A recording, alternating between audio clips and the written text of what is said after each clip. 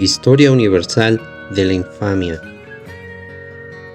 El espantoso redentor Lazarus Morel. La causa remota.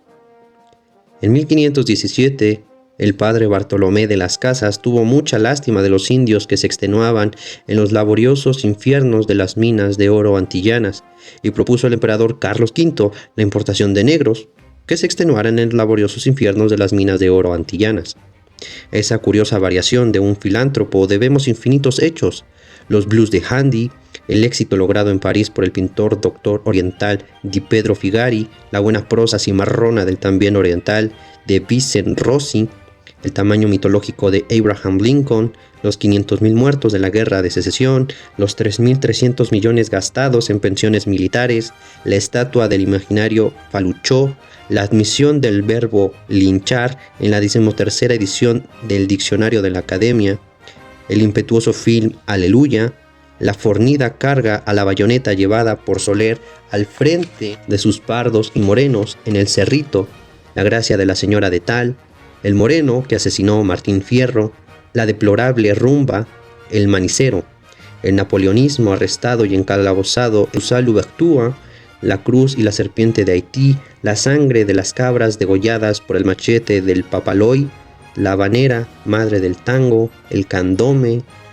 Además, la culpable y magnífica existencia del atroz redentor Lazarus Morel. El lugar. El padre de las aguas, el Mississippi, el río más extenso del mundo, fue el digno teatro de ese incomparable canalla. Álvarez de Pineda lo descubrió y su primer explorador fue el capitán Hernando de Soto, antiguo conquistador del Perú, que distrajo los meses de prisión del Inca Atahualpa enseñándole el juego del ajedrez. Murió y le dieron por sepultura sus aguas. El Mississippi es río de pecho ancho. Es un infinito y oscuro hermano de Paraná, del Uruguay, del Amazonas y del Orinoco. Es un río de aguas mulatas. Más de 400 millones de toneladas de fango insultan anualmente el Golfo de México, descargadas por él. Tanta basura venerable y antigua ha construido un delta donde los gigantescos cipres de los pantanos crecen de los despojos de un continente en perpetua disolución y donde los laberintos de barro, de pescados muertos y de juncos dilatan las fronteras y la paz de su fétido imperio. Más arriba, a la altura de Arkansas y del Ohio, se alargan tierras bajas también. Las habita una estirpe amarillenta de hombres escuálidos, propensos a la fiebre, que miran con avidez la piedra y el hierro, porque entre ellos no hay otra cosa que arena y leña y agua turbia. Los hombres. A principios del siglo XIX, la fecha que nos interesa, las vastas plantaciones de algodón que había en las orillas eran trabajadas por negros de sol a sol. Dormían en cabañas de madera sobre el piso de tierra. Fuera de la relación madre-hijo, los parentescos eran convencionales y turbios. Nombres tenían, pero podían prescindir de apellidos. No sabían leer. Su enternecida voz de falsete canturreaba un inglés de lentas vocales. Trabajaban en filas, encorvados, bajo el rebenque del capataz. Huían, y hombres de barba entera saltaban sobre hermosos caballos y los rastreaban fuertes perros de presa. A un sedimento de esperanzas bestiales y miedo africano habían agregado las palabras de la Escritura. Su fe, por consiguiente, era la de Cristo. Cantaban hondos y en montón: "Good down, Moses". El Mississippi le servía de magnífica imagen del sórdido Jordán.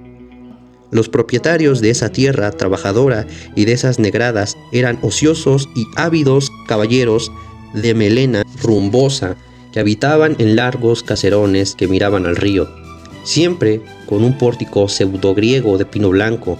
Un buen esclavo les costaba $1,000 y no duraba mucho. Algunos cometían la ingratitud de enfermarse y morir. Había que sacar de esos inseguros el mayor rendimiento. Por eso los tenían en los campos desde el primer sol hasta el último. Por eso requerían de las fincas una cosecha anual de algodón o tabaco o azúcar. La tierra, fatigada y manoseada por esa cultura impaciente, quedaba en pocos años exhausta. El desierto confuso y embarrado se metía en las plantaciones.